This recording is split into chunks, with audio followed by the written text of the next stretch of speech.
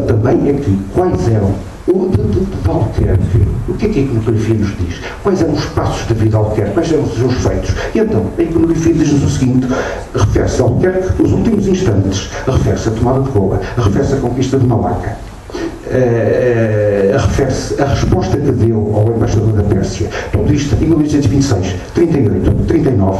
Ora, portanto, estes últimos instantes de Albuquerque, os últimos várias vezes referidos e retomados depois em 1868, 69, no Teatro Lírico, Albuquerque foi também tema para o Teatro Lírico, a tomada de Malaca, em 1825, em 1837.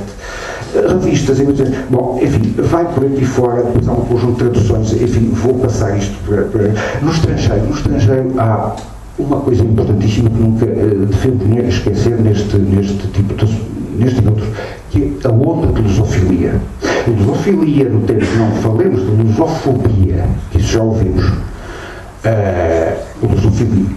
Há um conjunto de lusófilos interessantes e eu, dentre todos eu lembro um apenas, Fernando Denis, que é muito das minhas predileções, cujo fundo eu conheço menos mal que Sem Conta de Santos Xavier. Aliás, o fundo que Sem Conta de Santos Xavier não é o fundo de Fernando Denis, é o que resta do fundo de Fernando Denis, onde aliás há uma nota manuscrita sobre Albuquerque. Penso que nunca ninguém até eu devo dizer que tinha nota disto, fui ver aos meus apontamentos, mas também não a transcrevi, mas de qualquer forma está em Santos Xavier. Essa onda dos lusófilos, que depois tem, aliás, na comunicação anterior falou-se também de uma incursão em lusófilos ingleses, lusófilos, que portanto que eu não vou agora aqui repetir. Há uma coisa importantíssima neste aspecto, talvez até mais importante do que eu vinha dizer, vou tentar resumir, é a questão dos centenários, as comemorações. Ora, comemorar é dar solenidade a um facto, ou a uma figura. Então, a questão dos centenários. Os centenários é uma descoberta do século XIX. É uma daquelas comemorações cívicas. Centenários e exposições de todo tipo, industriais, universais, enfim. A grande exposição de Paris de 1867 interessaria ver se a componente portuguesa tinha alguma coisa acerca de Albuquerque. Eu não tenho isso à mão. Mas temos sim, as que tivemos. Bom, entre outras, as mais relevantes foram, sem dúvida, as comemorações calunianas, que tem muito a ver com o Império, evidentemente. A comemoração de Vasco da Gama e Índia, que tem muito a ver com o Império também, e depois eu estou a passar. Deixa eu só contar. Exato. O descobrimento da América em 1892, estava a esquecer, o Infante Henrique no Porto em 1894, mas as comemorações do Infante Henrique do Porto em 1894 não é apenas fazer comemorações do Infante Henrique em 1894, é a cidade do Porto contra Lisboa. Não temos isto. Eu pelo menos vejo assim. Todas as comemorações eram feitas em Lisboa. As do Infante Henrique foram do Porto. Aí é o Porto contra Lisboa, como se vai ver depois na revolta de 31 de janeiro, enfim, que aliás já tinha sido e tudo. Nessa onda comemorativa,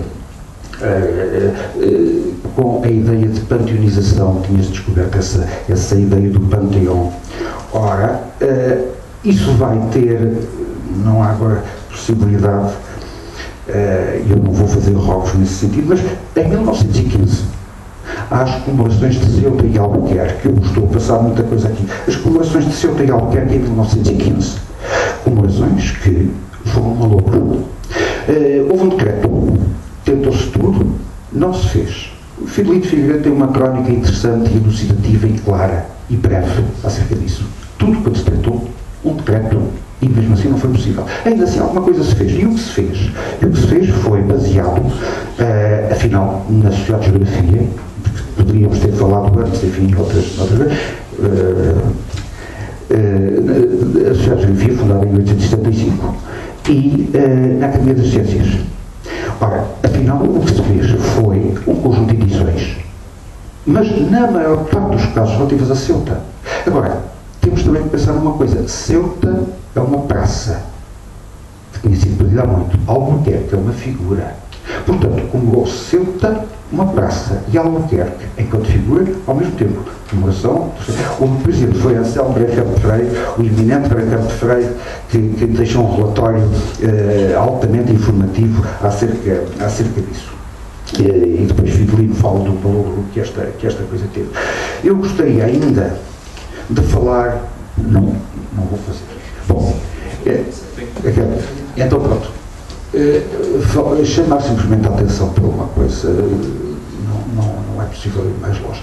É que a atenção que se foi dando ao Albuquerque tem também a ver com a ideia de panteão, a ideia de preservar, a ideia de monumento. E, no século XIX, há duas figuras que têm, uma figura chamada Albuquerque, uma sobretudo que tem muito a ver com isso, o Luís da Silva Mouzinho de Albuquerque, que era parente próximo do Joaquim Mouzinho de Albuquerque, ambos chamados Albuquerques de nome, mas não tendo nada a ver com Afonso de Albuquerque, eram todos Albuquerques, chamados Albuquerques desentroncados. Isso foi depois objeto de uma trapaça do Sr. Visconde Sanches de Briana, que era profissional na matéria, aliás,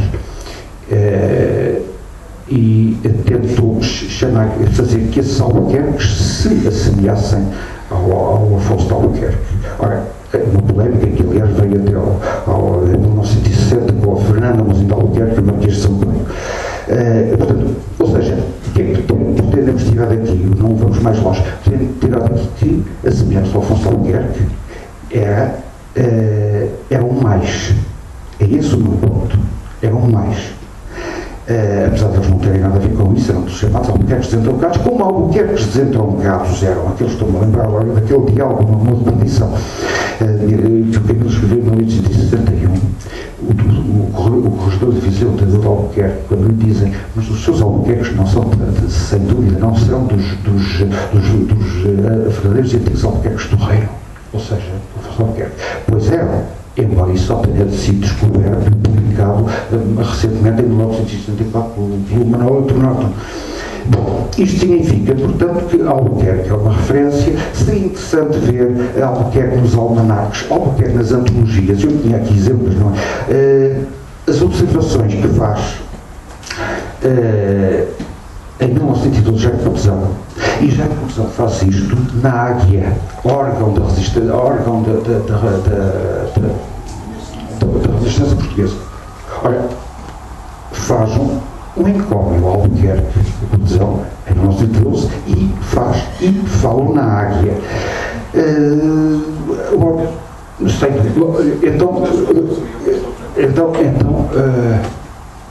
Então, muito obrigado pela atenção.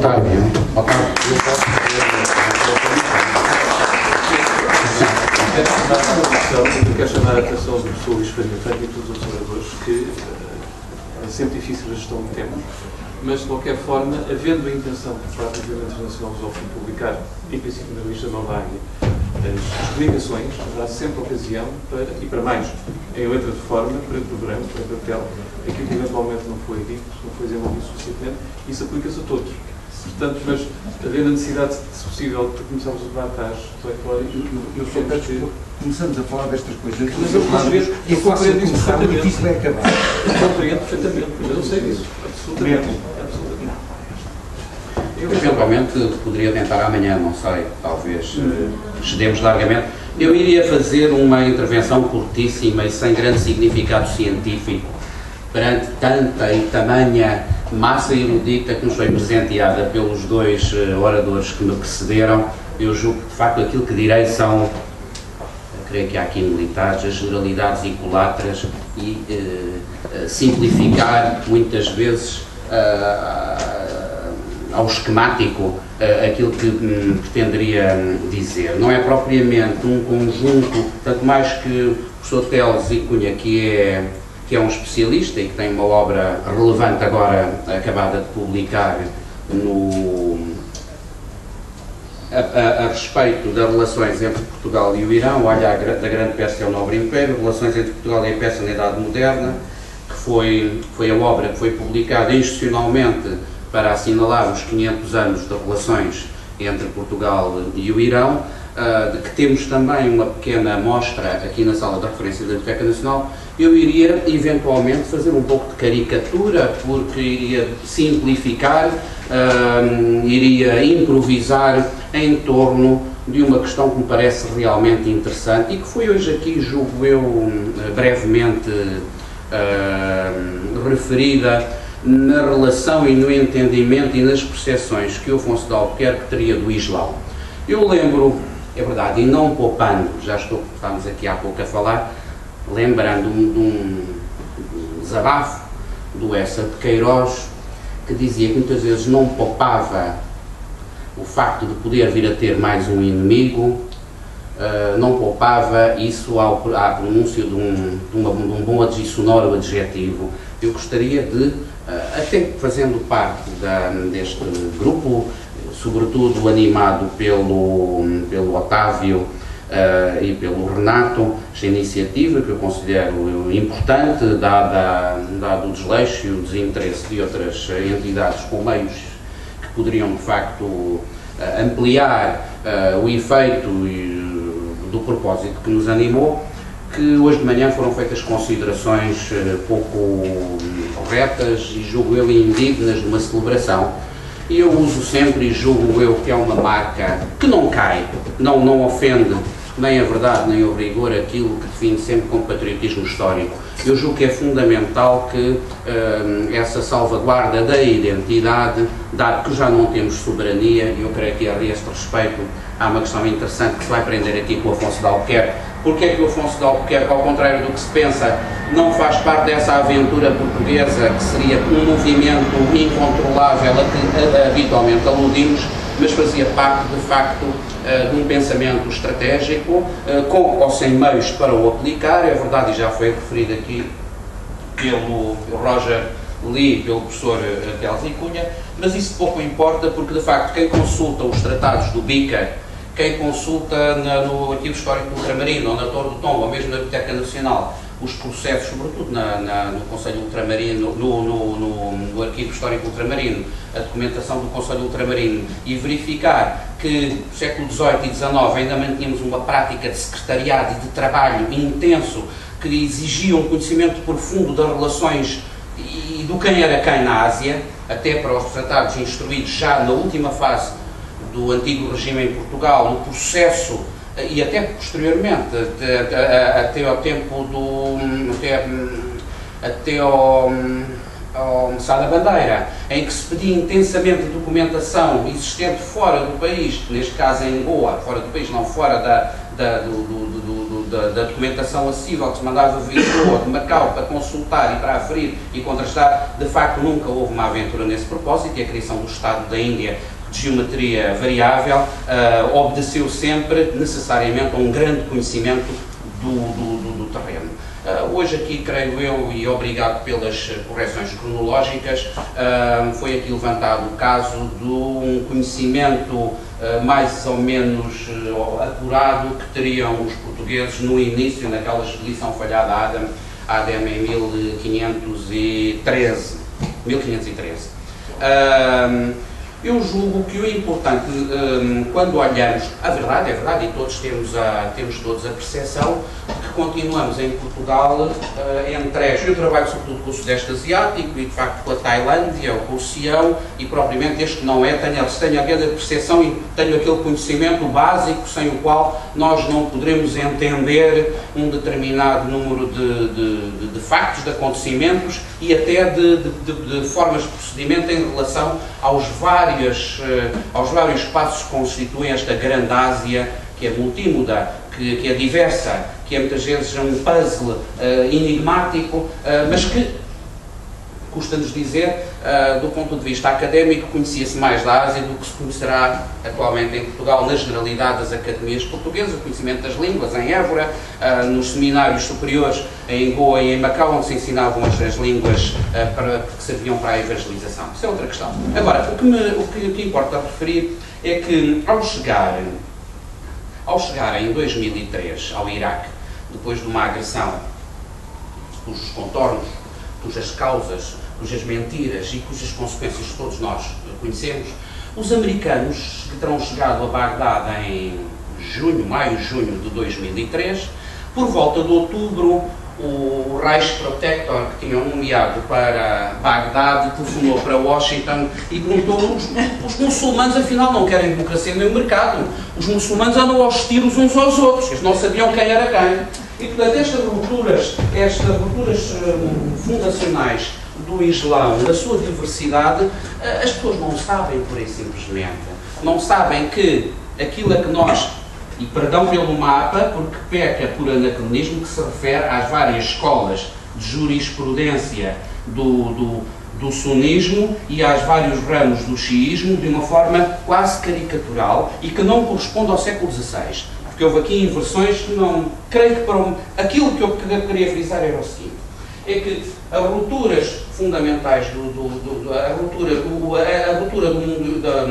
da unidade depois da morte do profeta, isto é uma banalidade, foi causada pela reivindicação por parte de uns da herança por via familiar e pela iniciação que o profeta teria dado ao marido da sua filha Fátima, que teria deixado descendência, e por outro lado, os sunitas distribuem-se e invocam que a comunidade dos crentes deve ter como califa, isto é, como sucessor do profeta, não necessariamente um descendente familiar do profeta, mas um homem cujos méritos e capacidades lhe permitam e qualidades lhe permitam governar a justa, segundo a justiça do Islão. E o que nós verificamos é que agora, há relativamente pouco tempo, quando é que se deu a intervenção da Arábia Saudita no Iémen, há cerca de 6 meses, também os jornais de repente descobriram, os jornalistas, o que demonstra de facto há um vínculo fraquíssimo no Ocidente entre o conhecimento académico e o nível de decisão política e sobretudo a criação de gradimagens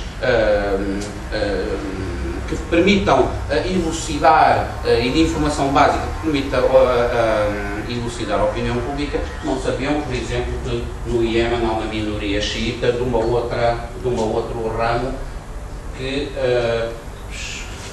zaiditas. Depois da morte do profeta, surgiram 3 companheiros do profeta, Abu Bakr, não é? Omar, Othman, a seguir veio o Ali. Quando o Ali foi assassinado, o Ali era o tal filho o marido de Fátima. Quando o Ali morreu, deixou 2 filhos, Hussein e Hassan. Esses 2 rapazes foram mortos. Daí que os ismaelitas, os xiitas duodecimanos acreditam que depois da morte desses rapazes houve sempre um líder oculto, um imã oculto, e o último dos quais teria uma carga, genericamente, uma carga messiânica e que viria com o Mahdi como salvador para a salvação e para a imposição do Bai, pronto, genericamente. Quanto a estas outras zaiditas, acreditam num que depois da morte dos rapazes há uma revolta de um zaidi, não é?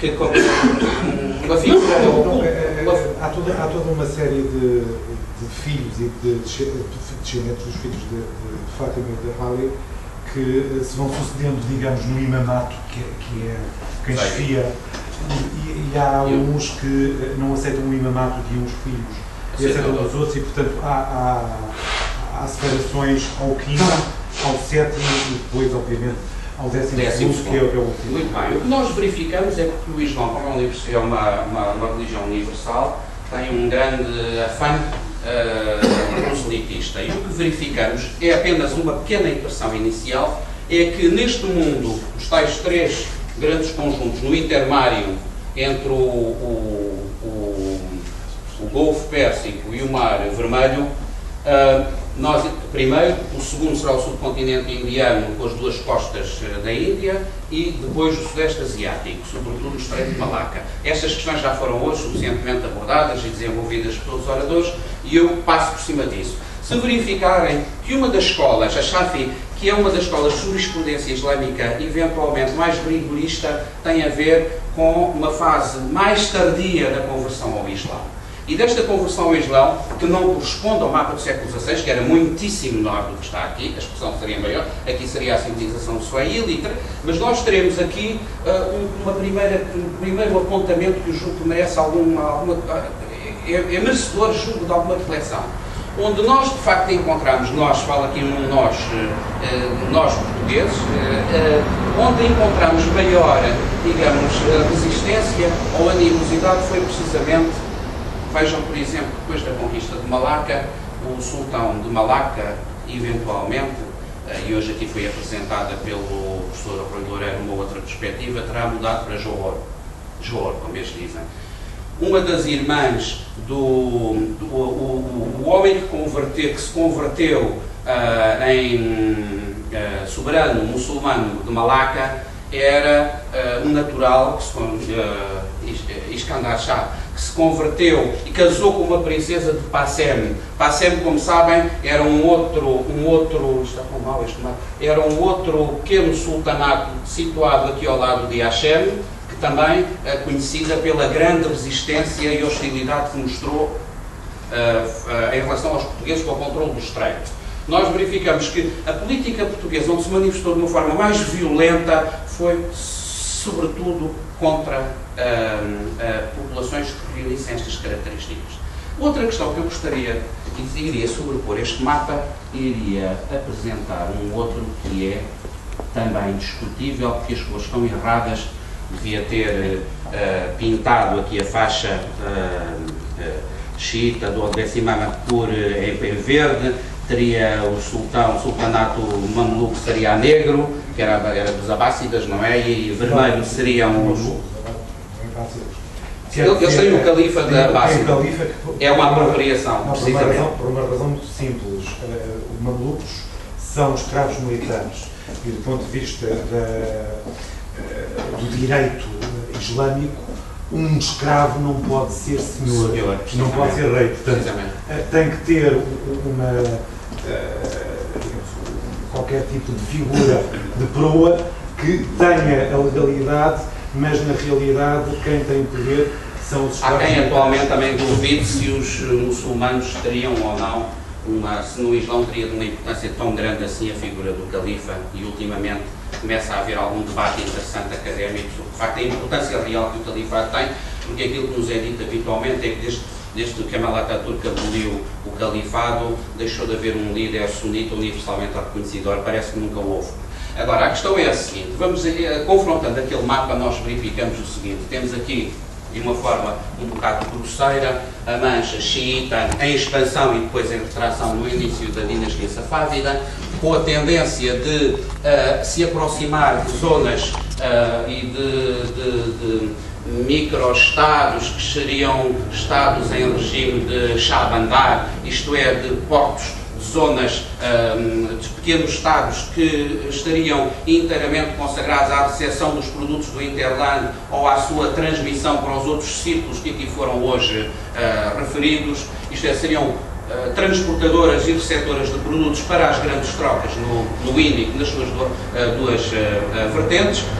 Nós temos a faixa xiita, temos aqui este caso, não vamos resolver hoje, porque de facto e parece que nos debatemos aqui com alguns problemas. Agora, aquilo que eu queria chamar a atenção, e que também já foi referido, precisamente por isso que eu poderia dispor do tempo para qualquer outro que tivesse algo verdadeiramente novo, a ideia que eu tenho é a seguinte: nós temos estes sultanatos, cuja elite é muçulmana e que fazem fronteira com os portugueses. Ora, que eu saiba, nem antes, isto é, no que restava do sultanato de Delhi, depois na afirmação que praticamente cobriu todo o subcontinente indiano do Império do Grão-Mogol, nós tivemos verdadeiramente, salvo há casos, e podem ser aqui referidos, de tensão e de algum choque, mas muito limitado. Nós só temos verdadeiramente problemas graves na Índia com vizinhos, só temos problemas graves a partir dos marathas, não é? Do século XVIII. Violentos. Vamos continuar. Nós temos aqui 5 unidades. O único sultanato que São 5 ou 6. Só um dos sultanatos que é xiita. Daí que, e vamos caso a caso... Só há uns que se é xiita desde o início ao fim, que é Os outros, Bijapur e Ahmadnagar são intermitentemente. E o Albuquerque chama a atenção para isso. O conhecimento que ele tinha, inicialmente fraco, não era, foi ganhando alguma consistência ao longo dos, entre 1508, 9 e 1515. Porque na evolução das cartas que o Albuquerque escreve, nós verificamos que ele vai ganhando, há uma sedimentação, de conhecimento que vai, de facto, revelando um bocadinho os segredos, e a opção é esta. Ao chegarem a um determinado local, eu julgo que é uma atitude normal, é saber quem é quem. Quem é que se opõe e por que razões.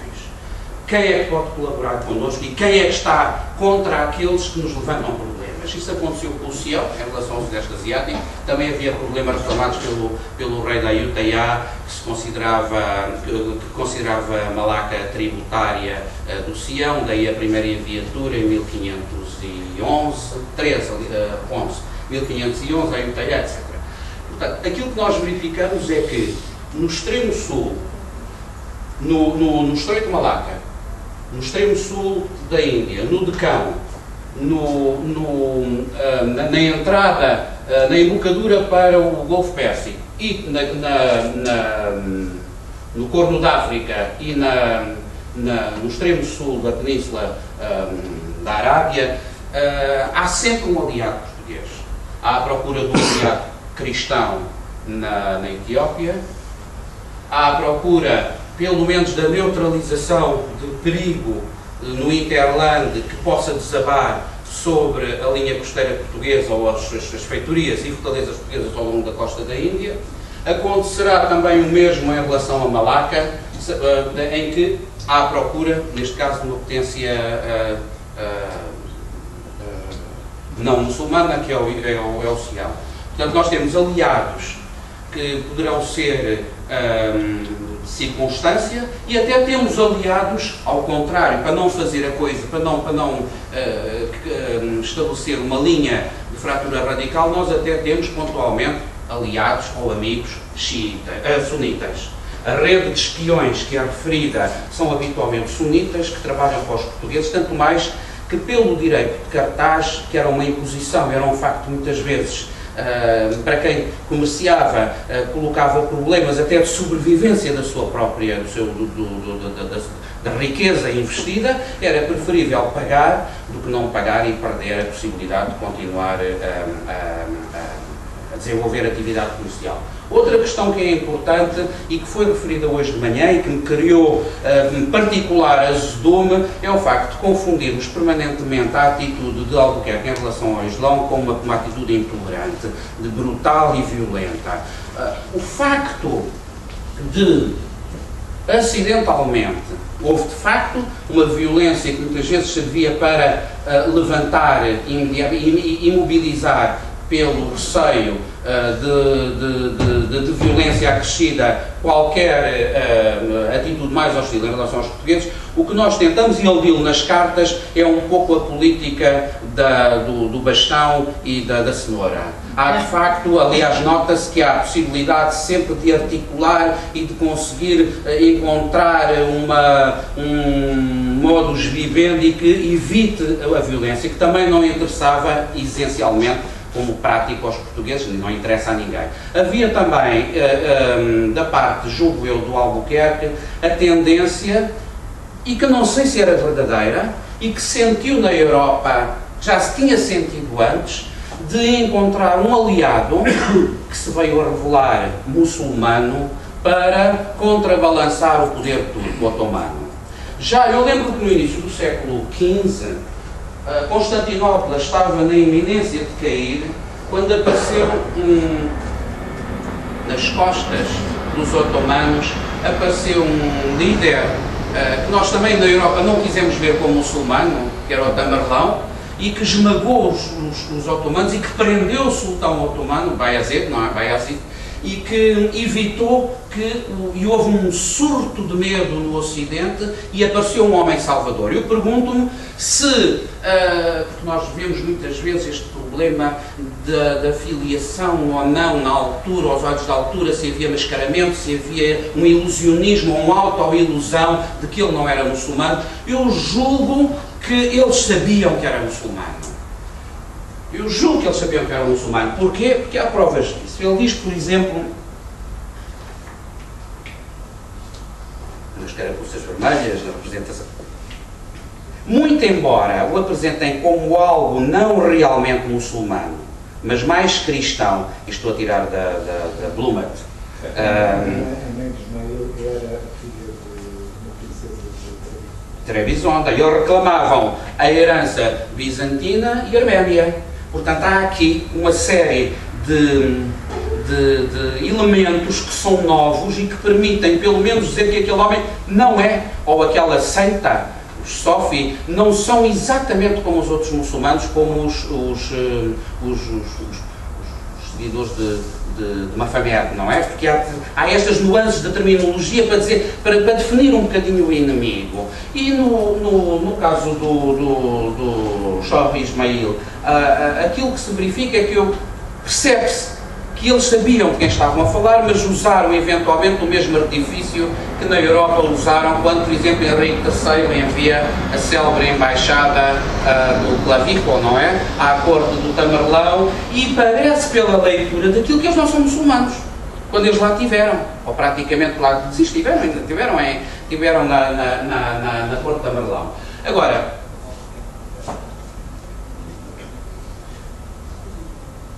aquilo que eu gostaria de frisar é que na historiografia portuguesa nós conhecemos e temos belíssimos investigadores e conhecedores dos nossos vastíssimos arquivos portugueses ou documentação portuguesa existente fora do país, é que eventualmente e felizmente eu julgo com o despontar de novas perspectivas e sobretudo um maior conhecimento de outras línguas, até não europeias, que se possibilitará, julgo eu, amenizar um bocadinho este claro escuro que aqui apresentei. Porque seria, portanto, seria extremamente importante, por exemplo, que definíssemos um bocadinho também o comportamento de cada um dos atores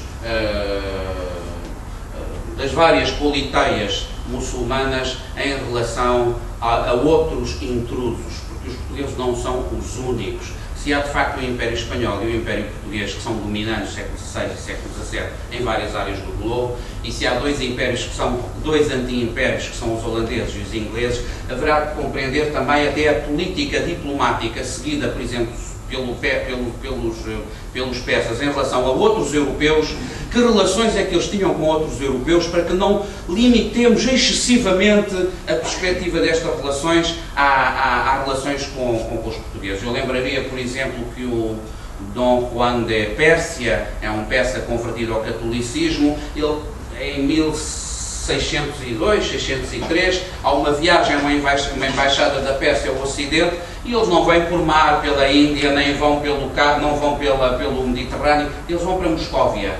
Portanto, há um país oculto na historiografia, no estudo das relações internacionais entre a Europa e a Ásia, e começa-se a saber muito, que é a posição da Rússia. A Rússia tem uma importância extremamente importante, que foi durante muito tempo menosprezada por não configurar bem as características dos poderes marítimos ocidentais. Isso só acontece a partir do reinado de Ivan IV Ferreira, quando ele conquista Kazan, o canário do... Mas nesse finais do século XVI. Agora, eu só, para terminar, peço desculpa, em relação a uma questão que aqui foi levantada, que é particularmente importante, é que julgo que a preocupação de Albuquerque, e hoje foi dito, por exemplo, que não havia Império Português. Então as pessoas nunca leram o De Justo Imperium. O Império Português considerava-se um império. Então nós não temos um vice-rei na Índia, que era como um pró-rei de Portugal, com 4 características fundamentais. Eu lembro a famosa síntese brilhante da Jean-Marie, como é que ela se chama, da Marie-France Garot, que diz que ser soberano, que nós não temos já nenhuma destas 4 características, implica cunhar moeda, produzir leis, aplicar justiça, declarar a guerra e fazer a paz. O Juízo Reis da Linha todas essas características. Portanto, aquilo que Albuquerque, que o Albuquerque faz na Índia, nesta tensão seguida de procura de uma solução amigável, de partilha de esforços para fazer frente ao inimigo comum que é o otomano, é aquilo que ele diz ao embaixador do Shah Ismail. Eles vêm a Goa e pedem 2 coisas. Pedem que haja moeda do persa, qual era a moeda? E pedem também, exigem que os portugueses autorizem a converter os outros muçulmanos à fé do Sheikh Ismael. E ele diz que não, porque há uma soberania portuguesa, o que aconteceu também quando foram pedir as párias a Hormuz. Por conseguinte, as coisas não são simples, não são lineares, não são caricaturais e não há aqui uma guerra permanente e decidida e ideológica, porque a percepção era diferente entre os portugueses com a sua ideologia quinhentista, entre as quais se inscrevia, foi este referido, o Zurara, a necessidade da cruzada contra os sunitas em particular. Muito obrigado.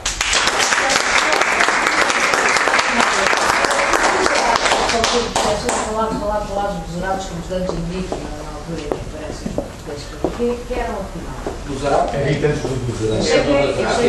Cambaia, não é? Eram Habitantes do Guzerado, podem ser tudo.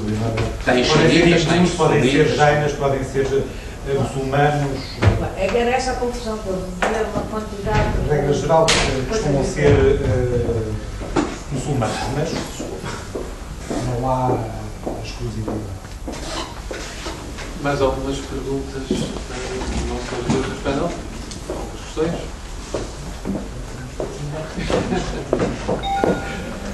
Eu agora eu colocava uma questão, uma resposta rápida do professor João Paulo de Cunha.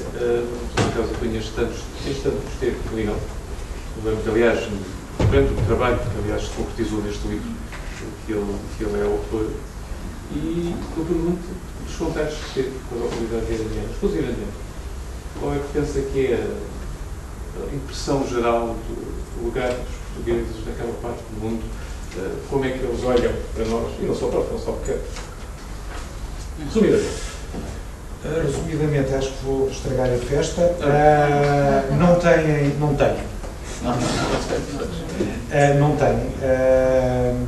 A impressão é já muito antiga. Curiosamente, houve há uns anos atrás uma espécie de telenovela iraniana na qual os portugueses eram os maus da fita, no século XVI, XVII, obviamente, caricaturados até a exaustão enquanto tal, mas obviamente que a bête noire são os ingleses, que tiveram até recentemente e foram, digamos, o colonizador informal do Irão até ao fim da Segunda Guerra Mundial, se quiserem, até ao golpe de Estado de 52-53, anti-Mossadegh, e depois, obviamente, os americanos.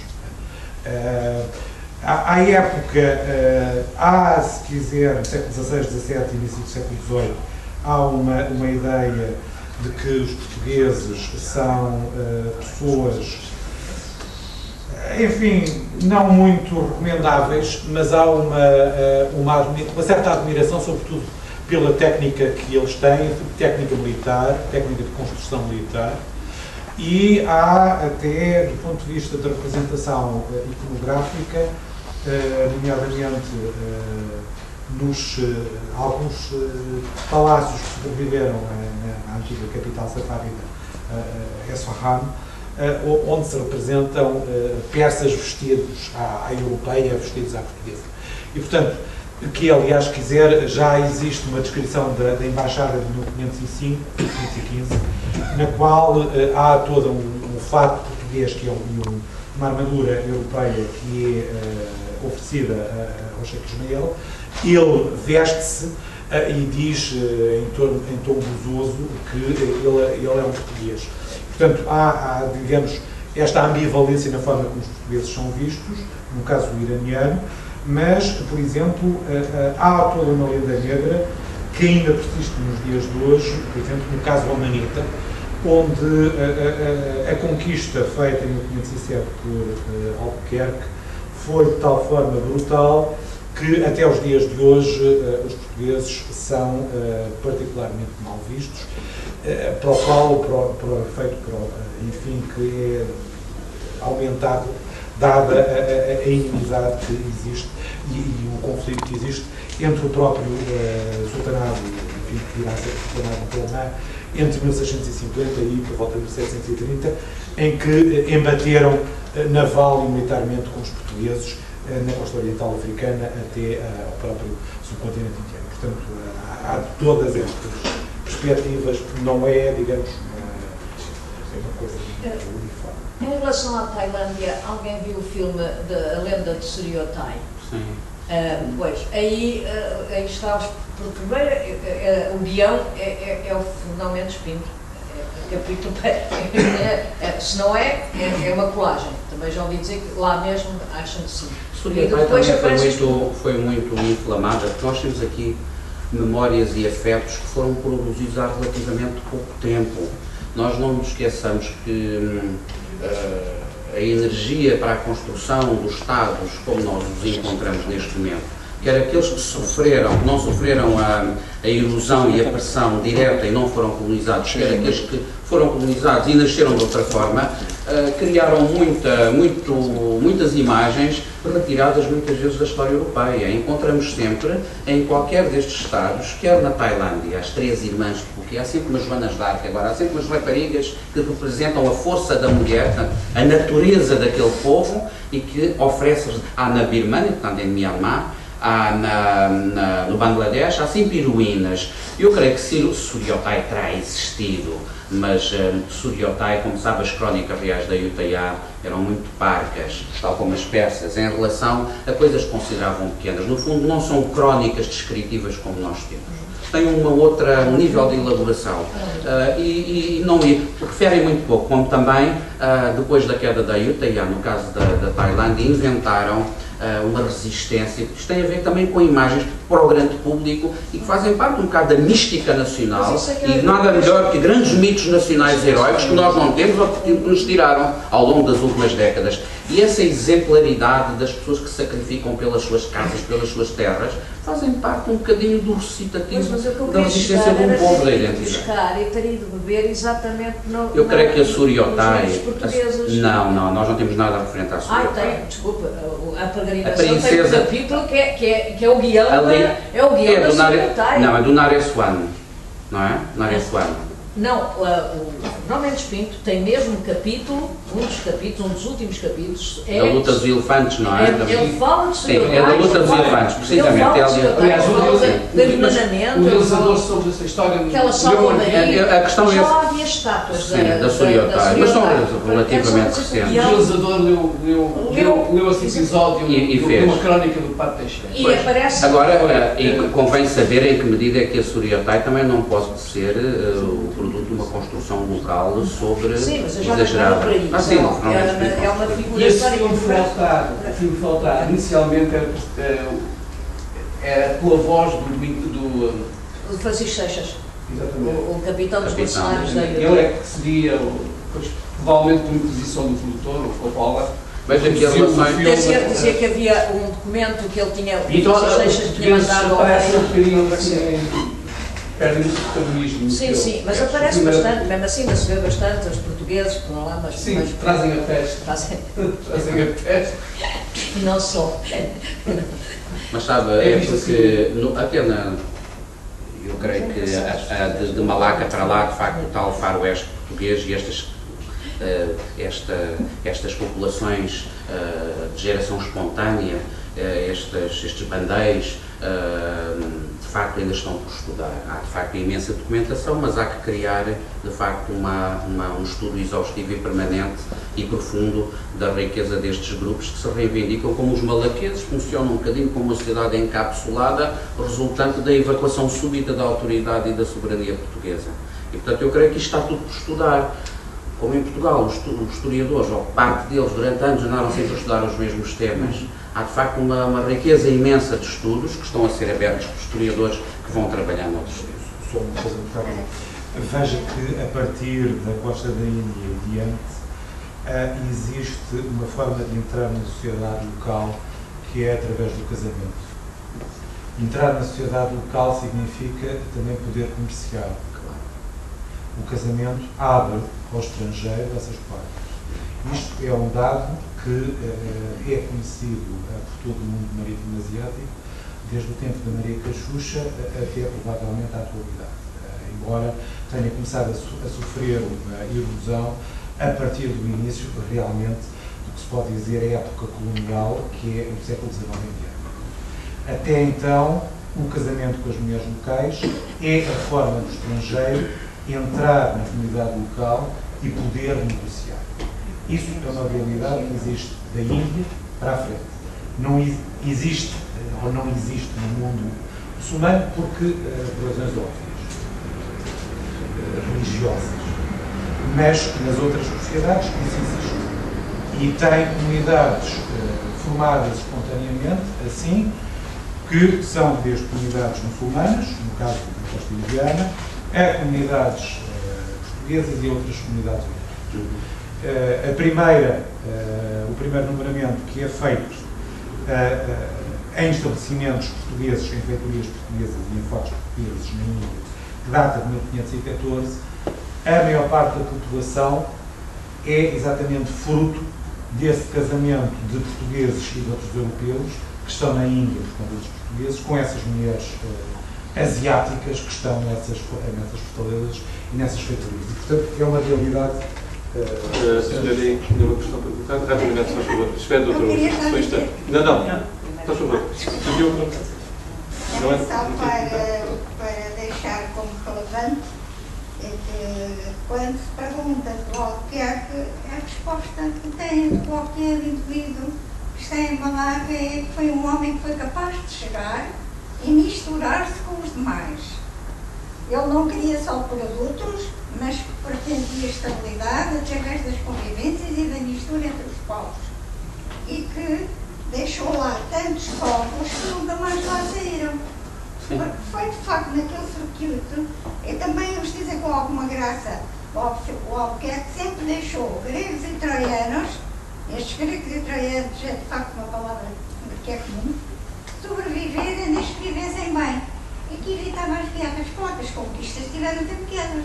Uma coisa é certa, os indivíduos que estão vivos e que passaram de gerações em gerações nunca tiveram um período tão atroz como a invasão dos ingleses e dos japoneses, não é? Foi bastante. Depois deixaram extremamente pobres que destruíram tudo o que tinha feito. Veja uma coisa, isso tem a ver com a forma como as presenças europeias efetivamente estão em solo asiático até o século XIX. Até o século XIX os europeus estão numa posição subsidiária. Frequentemente não têm capacidade nem militar para se impor no terreno e, portanto, têm que fazer compromissos e são em número tão pequeno que têm que ou vivem e operam com companhias, não é? Ou vivem isolados e não têm qualquer tipo de ligação com as populações locais, ou quando têm ligação com as populações locais é com determinadas regras, em alguns casos, ou aqueles que estão fora de qualquer tipo de enquadramento oficial fazem ou Deus dará. Mas esse tipo de ligação informal, não oficial, não é bem aceito pelas estruturas oficiais. Porque não é bem aceito, nunca foi bem aceito.